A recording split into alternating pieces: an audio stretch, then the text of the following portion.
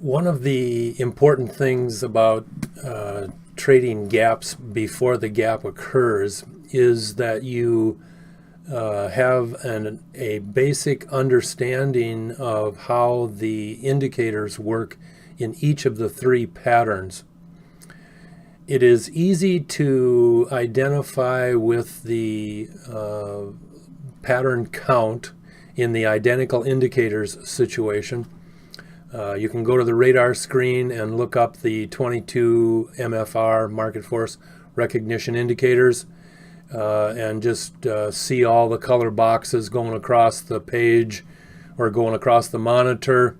Those are real easy to count, and you can see what you have. It's real easy to count the down touches or the up touches in the trend chart as well.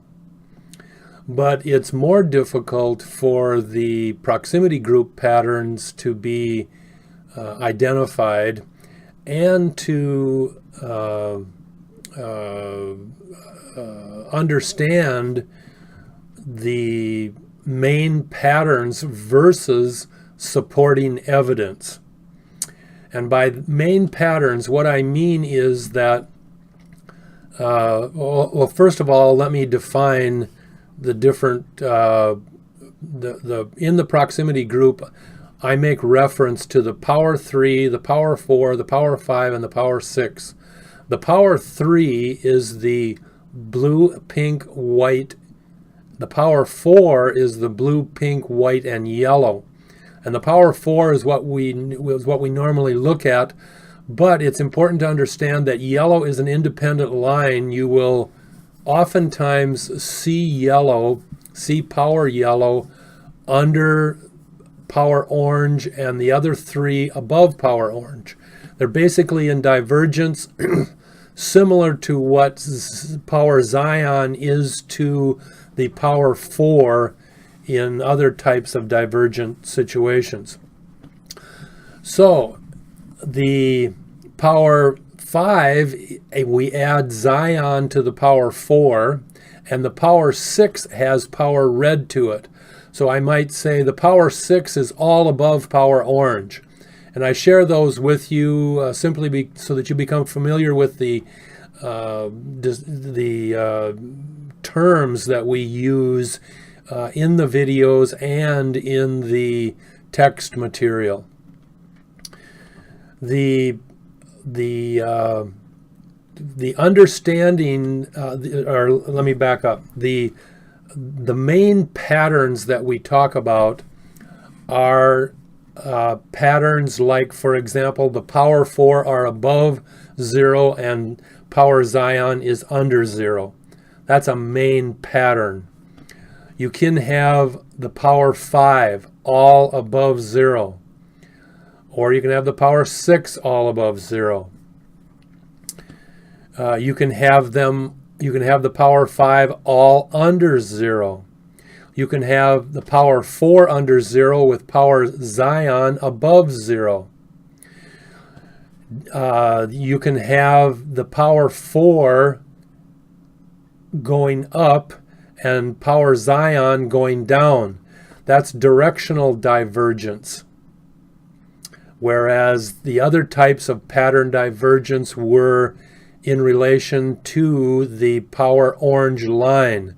We use power orange because it's the slowest moving line on the power chart, and with it being the slowest moving line, it also gives us some recognition for other key indicators. Now, those are briefly what I just described are key patterns that we see in the way of power indicator lines being formed. Now, those can be those are not the shapes, the 7 shapes. The 7 shapes would be bottom of cycle patterns, or low angle up or low angle down, or right leg W, or these types of patterns, the 7 that are defined. There's 1 day and 2 day bottom of cycle, as well as 1 day and 2 day top of cycle shapes. And so a pattern they can all be above 0 and in a specific pattern. And when they are above 0, you're normally going to catch them in a 3-day up pattern or a right leg W pattern, because both of those are strong next day up patterns. And if you have the supporting evidence within the trend chart and within the identical indicator counts, then you have more than likely have a gap. Now, those shapes that we see are specific in nature, and they have specific those are the specific conditions to the gap. In addition to all of this, we have other things that are supporting evidence. Like, for example, swing Zion is highest. And if you haven't heard it or are not thinking about it, swing Zion is a price barometer. Zip Pink and the 3 price lines are the other 4 price barometers. We have a total of 5 price barometers in the system, and when the price goes up, those lines are up. And obviously the other way as well. And that can be very important for quick decision making and what you think is or is not happening within the system. And so when we have, one of the things for supporting evidence and we see it as supporting evidence because we've identified with the conditions relevant to what we think is a pattern, what we think is going to be a gap, and in the 3 pattern groups. And so the swing Zion highest is supporting evidence.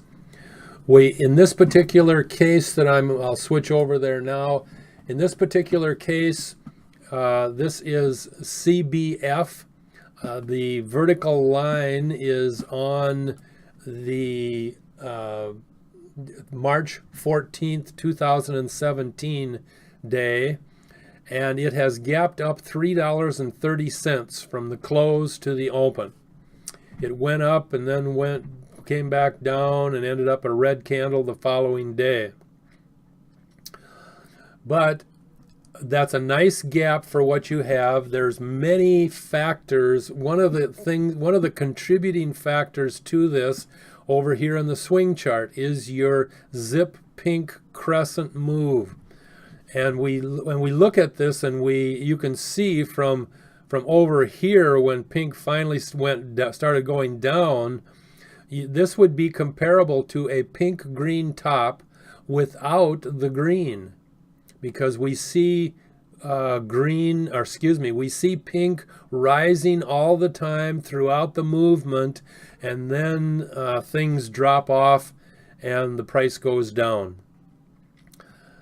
The other factor is that the Zip Blue is lowest. Whenever we find Zip Blue lowest, price typically goes up. So those are contributing factors on this day. Another one obviously is Zip Yellow. When Zip Yellow is high, that is a good indication that it could go higher. Or let me say this, when it's above 50 is what I'm referring to. But not that so much, that's not as important so much as the fact that the Zip Blue and Zip Yellow are separated. And whenever they're separated, if you haven't heard me refer to it before, when they come back together, there is a strong movement. Now, typically you get a few nice candles as they come back together rather than a gap like today. But that being said, you have a gap with this movement. Other factors down in here in the swing gray, you have swing gray in an upward motion above zero. Now that's not, I mean, you might say, well, so what? And that's exactly true. That's it. Well, so what? With the exception of one thing. Swing gray typically goes down under zero, gets in a BOC pattern and comes up, crosses over zero and goes back on a high cycle, does a TOC and goes back down, etc. Keeps on doing that. In this case here, it went down, but it never crossed zero. And 2 days ago, I believe, was the bottom of the cycle. And so what we identified this as a BOC pattern above zero. And that's important in swing gray because swing gray is your deep cycle indicator. It's the number one deep cycle indicator. And that being said, and because it moves so slowly, this is indicative of a continuation of an up pattern, which is just another piece of supporting evidence identifying that next day it's likely to go up. Also, if I haven't pointed out yet, but price green is under price red in this case. Red is at 130 and green is at 125. And typically when the price drops when we hit a high cycle and price starts going down, price green is always highest. And I say this, it's probably in that 80 or 85% range. Price green is highest when the drop starts. And occasionally you'll see, especially on quick rallies, you'll see price red being highest and then spikes right back down. And occasionally you'll see long runs in specific stocks that the red will remain above the green. And I'm not exactly sure what market force is doing that, but there's something that's pulling on that differently than what is normal, because normally price green is always highest, just like it goes highest the next day and remains there until it starts dropping off 3 days later, it looks like. But all of that being said, up to this point, I'm going to move over to the trend chart, and we're going to identify the pattern at this time, and it's 3 days up. And so remember, when you go to the seven lines, the 7 lines within the within the proximity group, we have 7 shape patterns, and 3 days up is one of those shapes. And that qualifies as a gap up. And that is right down here. We have the power yellow, blue, pink, and white, all above zero and all in a 3-day up pattern. I will point out that power yellow is equal to the power yellow from the day before, which again, if you understand the basic premise of what equal means, when it ends up equal, you can use the equal to your benefit in any direction. In this case here, it's advantageous that it goes up, but I will tell you also that when you do get yellow in equal or power red in equal, or especially the price charts lines, when you get price red and green equal, there is a strong movement likely the next day. It's just going to depend on your formation as to which direction it goes, but typically those are easy to see. In the power chart right down here, we have the blue, pink, white, and yellow in a 3-day up with power Zion down. That's divergent, and Zion is also under the power orange line, and that's divergent. And again, if you haven't heard me comment about it, there's 2 divergent conditions. One is direction being that the power 4 are all up and Zion is down, and they're all under, or excuse me, and Zion is under power orange and the power 4 are above power orange. So that double divergent situation is cause for a stronger gap when that happens. This is an example of the typical exception that because you've heard me say it in many, many videos, that you have to have a down touch or an up touch in the trend chart. And that's basically absolutely true, with the exception of occasionally I'll point out that this 3-day up pattern happens a lot. So you will see this a lot. And basically it's trend red, gray, and green, 3 days up. They could be 5 or 6 days up, but they're at 3 days up. And in this case here, we've got trend red at 13.3 and trend red on this vertical green line day at 14.11, as you can see from the data window on the right window of your screen. And so it's just barely up, but it is up. And it is also highest. We also see price red highest. One of the other factors are swing Zion is highest, swing yellow is highest, and there are other supporting indicators that will tell us that the moves are going to be gaps or whatever.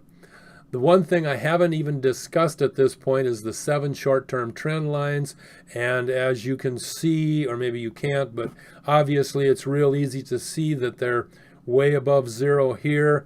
On the trend line, the trend yellow is at 0.42, pink is at 0.8, and blue obviously is higher. So the trend trio has just crossed zero the day before and is now climbing. And that's a good time for the trend chart, or for a gap to occur. Doesn't mean it's always going to occur on that day after. And sometimes you get a typical stagnant day after a crossover, and then the following day you get a really big move up. Usually a really big green candle. But as I mentioned, this method, the 3 days up, trend red, green, and gray are also 3 days up, and so they don't have a physical down touch, like I've always described it that way. And I did so specifically because I wanted you to keep that in mind, because the vast majority of the time you do get a down touch, and there has to be one in the trend chart. Occasionally you'll not get one in the trend chart, and you'll get a number of other down touches in like 3 other charts, and then you'll have a small to medium sized gap, and that's just fine. That's the way things can move occasionally. But this exception with trend red highest, 3 days up, crossing over zero in the process, and along with your power 4 above zero, that combination has no down touch in the trend chart, but it does qualify. The other way is sometimes you'll see the trend lines in and the power lines in a right leg W higher, and again then there might be no down touch in the trend chart. But usually in a right leg W there's at least one or close to it. So that in essence is what we have. Oh, the other thing I wanted to comment on, I wanted to show you opposite evidence information.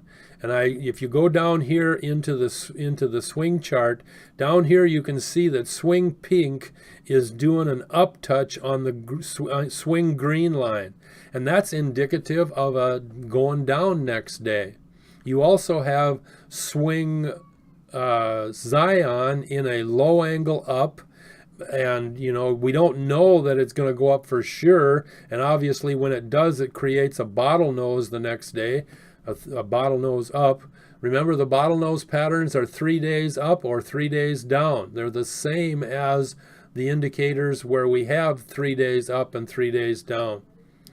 So we obviously have 3 days up with Zion, along with swing Zion, as we did with the power 4 lines. But again, the following day after the vertical green line is going to be the gap day, and then everything, of course, is up. The other exception is trend red is in a low angle up. This is easily eliminated as an opposite. And remember, when you may find a few opposite indicators telling you something, because like down here on the swing pink, you don't know if it's going to reverse or if it's going to be a gap, a pass through, and so. But we see trend red in a low angle up. Well, that tells us it's next day down, except for one big factor. We normally see trend red going down well above 30. 40 is better. It could be at 200 and going down and doing a low angle up. But it's very, very low in its location. It's only at 14, as you can see on the data window on the right. So with trend red at 14, it's not logical that it's going to go down. It's a likelihood that it's going to go up. And especially when if you go to the proximity group patterns, you'll find those primary pattern groups that I've talked about. You'll see a number of examples and descriptions of how the main patterns look. And keep in mind, how do I say this? The location of the different groups, and by that I mean the power 4 and power Zion being above or under 0, or together as a group, above or together as a group under power 0, power orange. Those are configurations that we see, and they're very beneficial in helping us to identify with the patterns that are there. And by that I mean the 7 shape patterns that the lines can fall in. You can say that their location isn't a part of the need, but I haven't seen an effective way to describe it. I haven't seen an effective way to say that you have to have the different types of patterns and you have to have the shapes. That is basically true, but there are nuances to that. And so but the primary thing is to have the patterns, and then the location of the power lines gives us divergent activity, either up down direction or above or under trend, above or under power orange. And that divergent activity is what magnifies the potential gap. That might be the best way of describing the situation. So I wanted to make you aware of those opposite indicator lines, because you invariably get a few.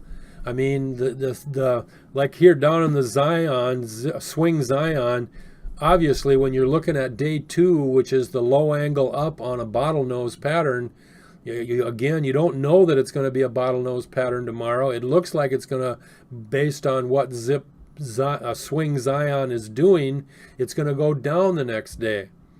but there's just too much evidence. When you're, one of the big pieces is price green and red are, 90 points or whatever above, well, probably be about 50 to 120. So it's probably, it's probably going to be about 70 points above the blue line. And so when you see that big separation with price red and green high above blue, that tells you you're in an uptrend. And so the next day after the vertical green line, as I mentioned, the price green crosses over the red, which is significant and also valuable in its volatility. So again, all 7, I forgot to talk about the swing red and green, but they're above 0 as well. You've got all 7 lines above 0. And remember the swing, remember the rules on the 7 short-term trend lines. We look at direction, number 1, but when the lines are above 0, the potential for that stock going up is real good, simply because all those lines are above 0. And in this case, I'm not sure if the orange is, but the green is going up, the trio is going up, looks like the red is going up, and the green might be flat. I don't know. I'd have to magnify them to be sure, but it's not that important. When they're running flat and above 0, it's real easy to go up. So those are the highlights of this particular proximity group analysis for a gap. These are as I mentioned, the proximity group is the most, it has the most flexibility. It can do a variety of things and still qualify as a gap. And so just simply by looking at more videos like this within the proximity group pattern, within the 7 patterns, you're going to see what works and what doesn't work. And of course, when you have more supporting evidence moving or suggesting the price is going to go in one direction, the better off you are. So it's exciting. This is the basis for gaps up and identifying them before the gap. We love the system. We hope you are seeing a number of videos that you too recognize the power of day trading visual basics, because it truly is amazing.